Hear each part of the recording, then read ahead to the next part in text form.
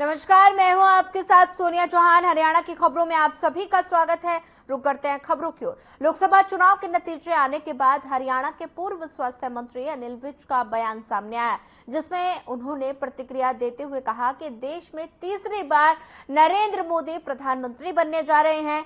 वहीं 400 का आंकड़ा बीजेपी नहीं छू पाई। वहीं कांग्रेसियों ने भी अपनी जीत के जश्न में कहा कि बीजेपी 400 पार का नारा दे रही थी लेकिन रह गई, जिस पर विज ने प्रतिक्रिया देते हुए कहा कि बीजेपी जीत गई है और साथ ही अपने कार्यकर्ताओं को तैयार करने के लिए जो नारा दिया, लेकिन उनकी तरह झूठ नहीं बोला।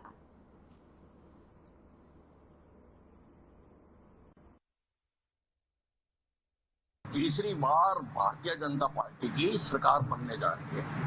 मोदी जी तीसरी बार प्रधानमंत्री बनने जा रहे हैं। ये बहुत बड़ी बात है।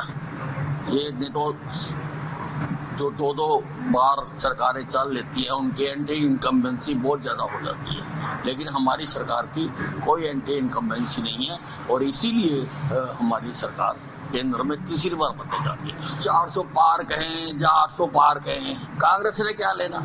हम चुनाव जीते हैं। बाजी जीत और हार की होती है। हम अपने कार्यकर्ताओं को तैयार करने के लिए क्या कहते हैं, कैसे करते हैं, इससे कांग्रेस ने क्या ले देना।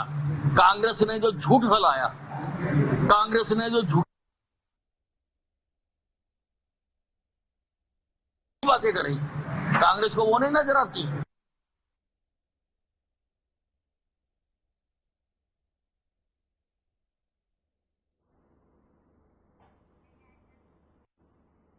जीत के बाद मनोहर लाल करनाल बीजेपी के जिला मुख्यालय पहुंचे, जहां पार्टी के पदाधिकारी ने मनोहर लाल को बधाई दी और साथ ही लड्डू खिलाकर मुंह मीठा करवाया।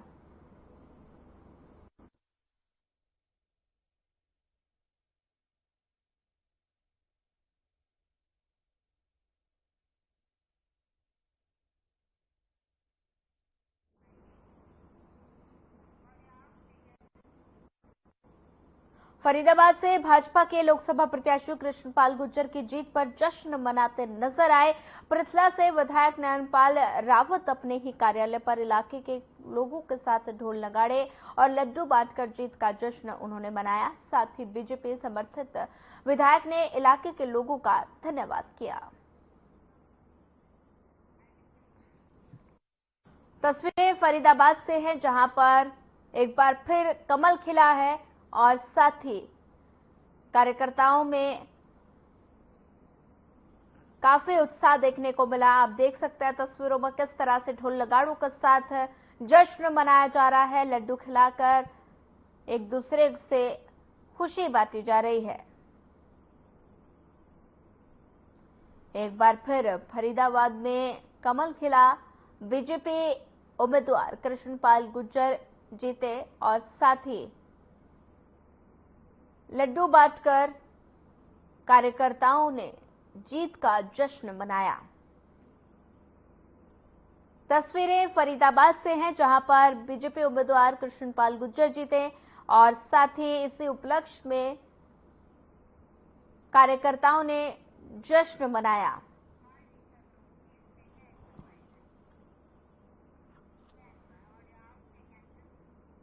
यमुनानगर के रादौर विधानसभा क्षेत्र से कांग्रेस के विधायक डॉक्टर बीएल सैनी ने चुनाव परिणाम पर प्रतिक्रिया व्यक्त करते हुए कहा कि बीजेपी के 400 पार के नारे की हवा पूरी तरह से निकल गई है। उन्होंने कहा कि एक समय में तो हम भी डर रहे थे कि क्या होगा, लेकिन 300 भी पार नहीं कर पाए। उन्होंने कहा कि हरियाणा में कांग्रेस का अच्छा प्रदर्शन रहा, वैसे हमें 8 सीटों की उम्मीद थी। उन्होंने कहा कि पूर्व मुख्यमंत्री भूपेंद्र सिंह हुड्डा की प्लानिंग और उनके टिकटों के बंटवारे के चलते हमें 5 सीट मिले। अगर विधानसभा चुनाव में उन्हें फुल कमांड दी जाएगी तो वो जितनी सीट चाहे ला सकते हैं। हरियाणा में जो इन चुनाव में मौजूदा चुनाव जो है इनका रिजल्ट आज आया, या जिनका आना है, जिनकी चल रही है, बहुत अच्छा प्रदर्शन रहा है। 5 सीट हमें मिली हैं, 5 मिली हैं बीजेपी को, जबकि मेरे को 100% मैं श्योर था कि 8 हमें मिलेंगी और 2 उनको मिलेंगी। फिर भी 3 सीट हमारी वो जो चली गई हैं, उसका हमें थोड़ा सा दुख है। वो तो सरकारी रुझान थे, मोदी साहब के रुझान थे, उनके बारे में क्या कहूंगा। वो तो हर बार यही करता है, सबसे लास्ट में जाकर के कपड़ा तान करके उसके लिए बैठ जाता है जाके। आज बल्कि मैंने आपके अखबार में बड़ा अच्छा नाम सुना, फोटोस्तान, पता नहीं क्या कुछ ऐसा नाम था दिया हुआ। तो उसका तो हर बारी का काम यही है, जबकि इस प्रकार के ड्रामे नहीं रखने चाहिए। या तो 5 साल से कोई लगातार कोई तपस्या करता हो तो ठीक है, जैसे 5 साल से कोई योगा करता हो, कोई 5 साल से कोई साइकिलिंग करता हो, कोई कुश्ती करता हो, उसके लिए तो ठीक है। लेकिन एक वोटा के टाइम में वोट पड़ गया, साइड में जो वोट, जिनकी वोट पड़नी है उनको इफेक्ट डालने के लिए इस प्रकार के काम करना उचित नहीं है।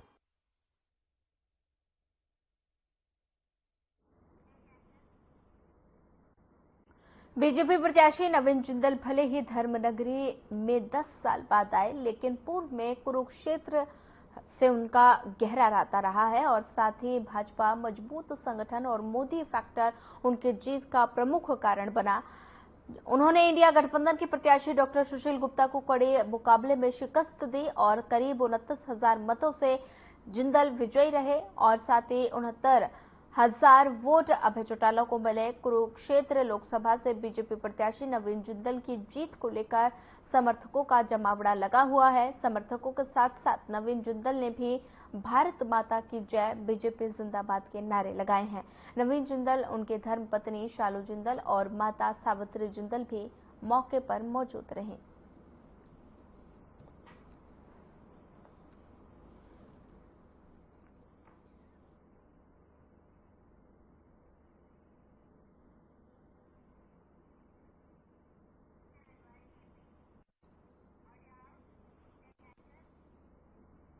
भिवानी महेंद्रगढ़ लोकसभा क्षेत्र से बीजेपी प्रत्याशी धर्मवीर सिंह जीत पर तो शाम में बीजेपी कार्यकर्ताओं ने लोकसभा चुनाव में धर्मवीर सिंह की भारी बहुमत से जीत के उत्साहित कार्यकर्ताओं ने रंग गुलाल उड़ाते हुए ढोल नगाड़ों की थाप पर नाचकर, मिठाई बांटकर तो शाम बाजार में जश्न मनाया। बीजेपी कार्यकर्ताओं ने कहा कि धर्मवीर सिंह ने बीजेपी, बता दें कि महेंद्रगढ़ लोकसभा क्षेत्र से आने वाली तोशाम विधानसभा भी विजय प्राप्त की है। हमने आज भिवानी लोकसभा क्षेत्र से चौधरी धर्मवीर सिंह जी भारतीय जनता पार्टी के जो लोकसभा प्रत्याशी थे वो विजयी हुए हैं। उनकी खुशी में लड्डू बांटे हैं और साथ में जो हमारी विधानसभा लगती है तोशाम, उससे भी विजयी हुए हैं और जो हमारा ये गांव है तोशाम, इससे भी विजयी हुए हैं। इसलिए सब साथियों ने मिलकर हमने यहाँ ढोल नगाड़ों के साथ लड्डू बांटे, खुशियां मनाई है। महेंद्रगढ़ लोकसभा से धर्मवीर तीसरी बार विजयी हुआ है और हमने उसकी खुशी में लड्डू बांटे हैं और तोशाम विधानसभा से भी 8,000 के लगभग वोटों से जीता है। तो इसी खुशी में आपने लड्डू बांटे हैं? इसी खुशी में हमने धर्मवीर के लड्डू बांटे।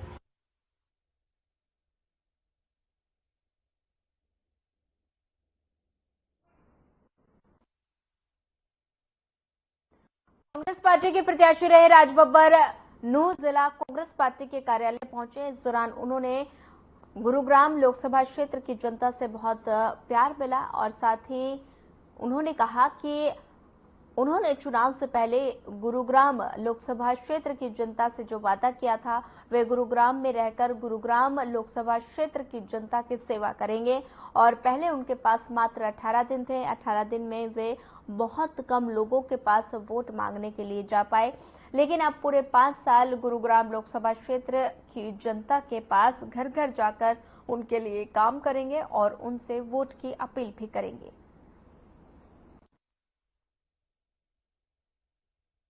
देखिए,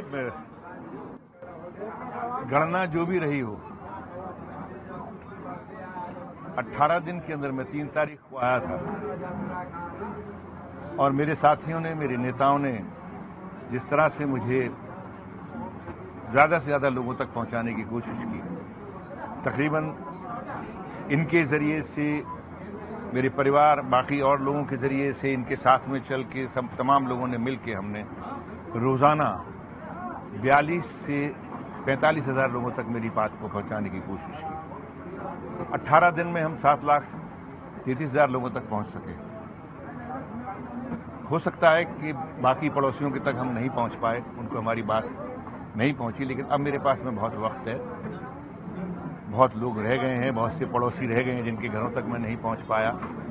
उनके जहां जाएंगे, उनसे मिलेंगे, जो जहां कोई हमसे कहा जाएगा, क्योंकि हमने तो वादा किया है कि हम काम करेंगे और काम करने के लिए आए और काम करेंगे।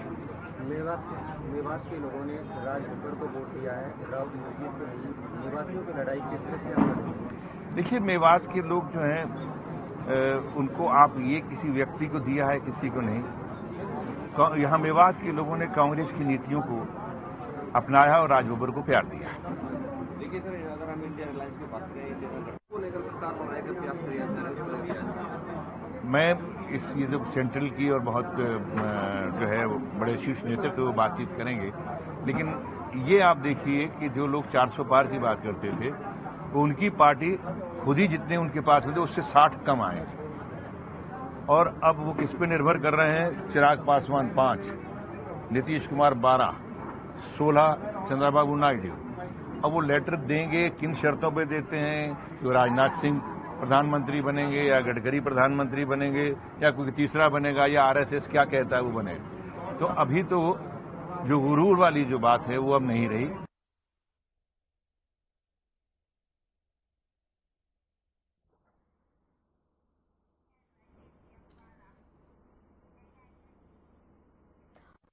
लोकसभा से कांग्रेस प्रत्याशी वरुण मुलाना ने भारी मतों से जीत हासिल की। जीत का जश्न पूरे अंबाला लोकसभा में ढोल नगाड़े बजाकर लड्डू बांटकर मनाया गया। जीत के बाद मीडिया से रूबरू होते हुए वरुण मुलाना ने जनता का धन्यवाद किया और कहा कि अब ये अंबाला की प्रगति के लिए पूरे जोरों शोरों से काम करेंगे।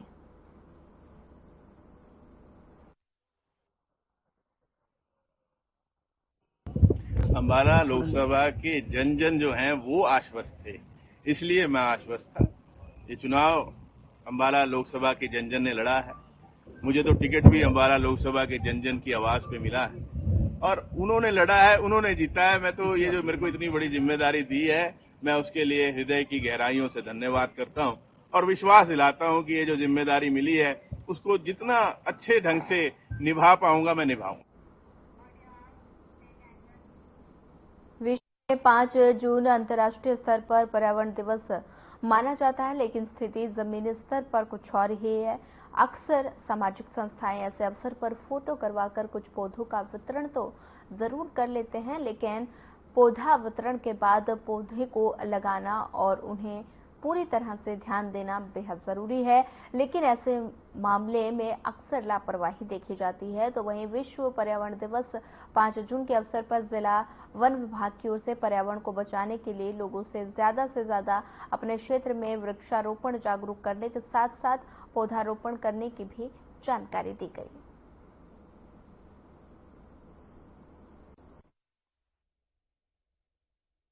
पाँच जून को विश्व पर्यावरण दिवस पर विभाग द्वारा इसको सेलिब्रेट किया जाएगा, मनाया जाएगा और हर साल ये मनाया जाता है। और उसमें हम कुछ पौधे जो आम जनता है या पंचायत के लोग हैं या दूसरे सोशल उसके लोग हैं उनसे लगवाते हैं।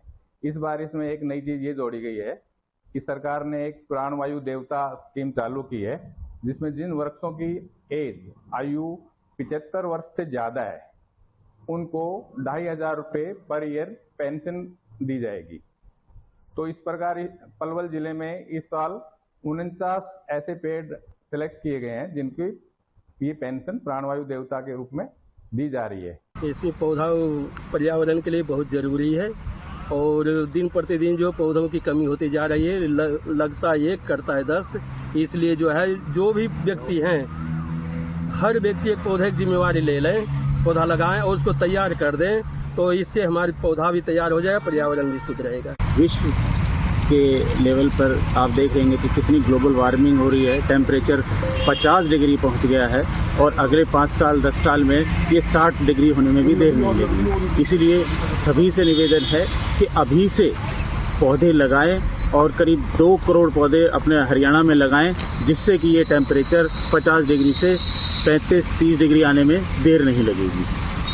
इस वर्ष हम 1000 से 1200 पौधे लगाने का हमारा लक्ष्य हमने रखा है, जो इस पूरे पलवल क्षेत्र के लिए। मेरा ये मानना है प्रवीण जी कि हमारे क्षेत्र में एक जगह ऐसी है पलवल में, टंकेश्वर महादेव मंदिर है, जो बिल्कुल हुड्डा के अंदर आता है और सोना रोड पर है, जो इस पलवल के लिए संजीवनी का काम करेगा।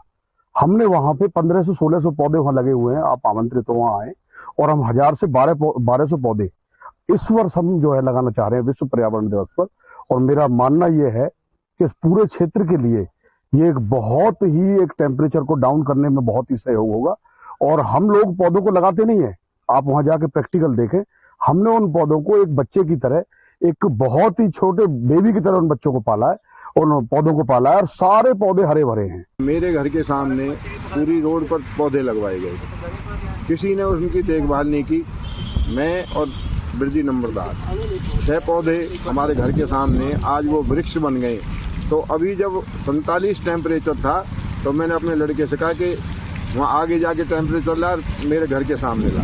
2.5 पॉइंट का फर्क था, वहाँ 44.5 था और वहाँ 47 से ऊपर था।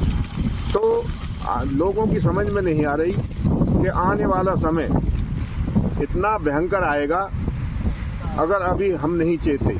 अगर एक आदमी एक पौधा लगाए तो 1 अरब 40 करोड़ जनता है। ये जो ग्लेशियर पिघल रहे हैं, नदियों में पानी कम हो जाएगा। अभी तो टेम्परेचर की तराही है, आने वाले समय में ऐसी हालत रही तो पानी के लिए भी भटकना पड़ेगा, फिर बगैर जल और जीवन के।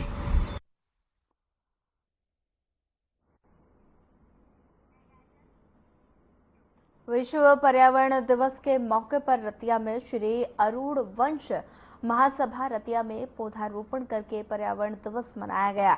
और इस मौके पर अरूण वंश महासभा के 100 युवा लोगों ने टीम तैयार की, जो 5000 के करीब शहर में गांव में पौधे लगाकर उनकी देखभाल करेगी। इस बारे में जानकारी देते हुए सभा के अध्यक्ष अशोक ग्रोवर ने बताया कि इससे पहले श्री अरूण वंश महासभा ने रतिया में एक बहुत बड़ा पौधारोपण कार्यक्रम किया, जिसमें 6000 के करीब पौधे लगाए गए। इसके लिए मुख्यमंत्री ने अरूण वंश सभा को प्रशंसा पत्र देकर सम्मानित भी किया। और साथ ही उन्होंने कहा कि घर में चाहे जन्मदिन हो, ये विवाह शादी या फिर कोई बरसी का कार्यक्रम, एक पौधा अवश्य लगाएं, इस दिन को यादगार बनाएं।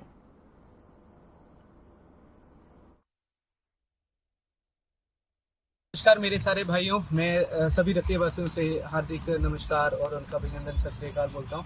हम सब ये युवा अरूण वंश साथियों की तरफ से आज हमने 5 जून को पर्यावरण दिवस मनाया गया है। अरूण वंश का ये मोटो है, हम सिर्फ दिवस नहीं मनाएंगे, पूरे ये 2-3 महीने इस लहर को बना के पर्यावरण महीने चलाएंगे। आज के टाइम पे लोग कूलर को पानी दे रहे हैं, कूलर में पानी डाल रहे हैं। अगर यही पेड़ों को पानी दिया जाए, शायद कूलर में पानी डालने की जरूरत ही न पड़े। क्योंकि जो हमारा क्षेत्र है, सिरसा क्षेत्र, फतेहाबाद क्षेत्र, रतिया क्षेत्र, यहाँ पे 50 डिग्री सेल्सियस तक टेम्परेचर पहुंच चुका है। आने वाली पीढ़ी के लिए भी हमें कुछ सोचना चाहिए, ज्यादा से ज्यादा पेड़ लगाने चाहिए। सिर्फ पूरे सर्व समाज को मैं अपील करता हूँ कि ज्यादा से ज्यादा लोग पेड़ लगाएं, पर्यावरण बचाएं। जी, जो आज का दिन है, जो हम इसको पर्यावरण दिवस के रूप में मना रहे हैं, इसके लिए हमने काफी पौधे लगा चुके हैं और लगाने भी हैं, क्योंकि आने वाला जो टाइम है हमारे ऑक्सीजन की बहुत ज़्यादा कमी हो रही है, उसके लिए हमें पौधे लगाने बहुत ही ज़रूरी हैं। इसलिए हमने ये शुरुआत की है और पहले भी लगा चुके हैं और अधिक से अधिक हमने प्रण लिया है कि ज़्यादा से ज़्यादा पौधे लगाएंगे और इसको इसी सुचारू रूप से चालू रखेंगे। देखिए, जिस तरह आज के विश्व पर्यावरण दिवस है 5 जून को लेकर, इसको लेकर आज श्री अरूण वंश महासभा की एक टीम गठित की गई थी, जिसमें 100 के करीब सदस्य ये गठित किए गए हैं, जो कि विशेषकर विश्व पौधारोपण दिवस के मौके पे प्रण करते हैं कि शहर के अंदर 5000 पौधे लगाएंगे, क्योंकि ऑक्सीजन की कमी है। आप देख सकते हैं कि एसी की दुकानों के ऊपर भारी भीड़ है और नर्सरी में कोई भी पौधे नहीं ले रहा। इसके जो ये वातावरण हुआ है, इसके लिए हम खुद ही जिम्मेवार हैं।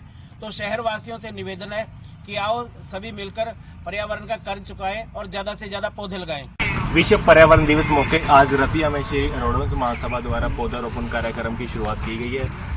अब इस बार दूसरे चरण में, पहले इससे पूर्व भी श्री अरूण वंश महासभा द्वारा पौधारोपण किया गया था और दूसरे चरण में आज यादगारी पार्क शहीद जोगिंदर सिंह पार्क में आज से शुरुआत की गई है और ये हमारा कार्यक्रम आगे भी चलता रहेगा, क्योंकि आगे जुलाई में भी वन महोत्सव मनाया जाना है, उसमें भी ज़्यादा से ज़्यादा पेड़ पौधे लगने हैं। तो क्यों ना हम थोड़ी थोड़ी शुरुआत करके सभी का योगदान देते हुए, क्योंकि देख रहे हैं जिस तरह टेम्परेचर बढ़ रहा है और हम ये नहीं सोच रहे कि दुख सुख में कोई ना कोई पौधारोपण करें। अपने बर्थडे पर एक एक पौधा जरूर लगाएं और दुख सुख में हमारी ध्यान में रखते हुए गर्मी के टेम्परेचर को, तो हम जरूर कम से कम एक पौधारोपण जरूर करें ताकि उसकी संभाल हो सके।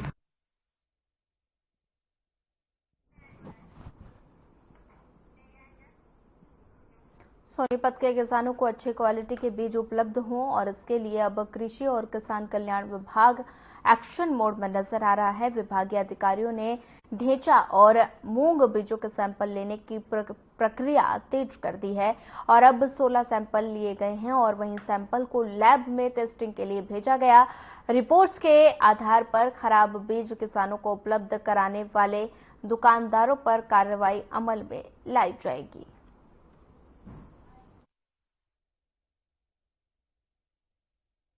सर, जैसा कि आपको पता है कि ग्रीन मैन्योरिंग के लिए कृषि विभाग द्वारा मूंग और ढैंचे का बीज HSDC के सेल काउंटर पर सब्सिडी पे उपलब्ध करवाया गया है किसानों को। इसलिए ज्यादा से ज्यादा किसान भाई मूंग और ढैंचा की खेती कर सके, ताकि हमारी भूमि की जो उर्वरा शक्ति दिनों दिन कमजोर होती जा रही है उसको बढ़िया बनाया जा सके। और जो बीच में गेहूं और धान की बिजाई के बीच का टाइम है और जो किसान भाई पैडी की खेती करते हैं, धान की बिजाई करते हैं, उनके लिए ढैंचे की खेती, ढैंचा उगाना रामबाण है। इसी कड़ी में हमारे कृषि विभाग ने इसके ढैंचा के सैंपल लिए हैं ताकि इनकी क्वालिटी का पता लगा सके और आज उसको टेस्टिंग के लिए लैब में भेज दिया जाए।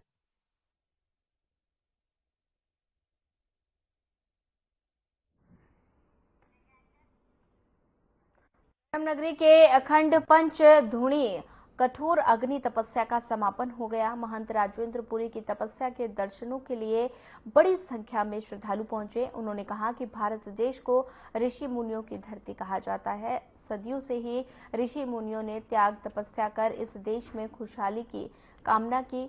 महंत राजेंद्र पुरी ने बताया कि इस वर्ष उन्होंने अग्नि तपस्या प्रारंभ होने से पूर्व प्रधानमंत्री नरेंद्र मोदी एवं कुरुक्षेत्र से नवीन जिंदल की विजय की कामना करते हुए तपस्या में पूजा की थी। उनका प्रण था कि नरेंद्र मोदी और नवीन जिंदल की विजय के साथ ही तपस्या का समापन करेंगे।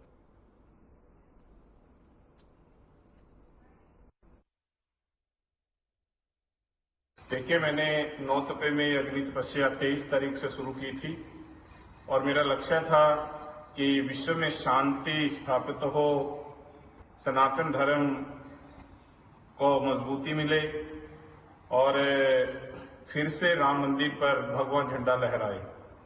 इस उद्देश्य को लेकर ही मैंने अग्नि तपस्या शुरू की थी और मन ही मन मेरे ये भी था कि जो देश में परिवर्तन हुआ है उस परिवर्तन की जीत हो। और आज मुझे लग रहा है, मुझे लग नहीं रहा, मुझे इशारा मिल चुका है अपने कुल देवता का कि जिनके लिए मैंने अग्नि तपस्या करी थी वो विजयी होंगे, देश की गद्दी पर फिर से विराजमान होंगे प्रधानमंत्री श्री नरेंद्र मोदी जी, और लोकसभा कुरुक्षेत्र से नवीन जिंदल जी जीतेंगे। इसी मकसद को लेकर मैंने अग्नि तपस्या शुरू की थी।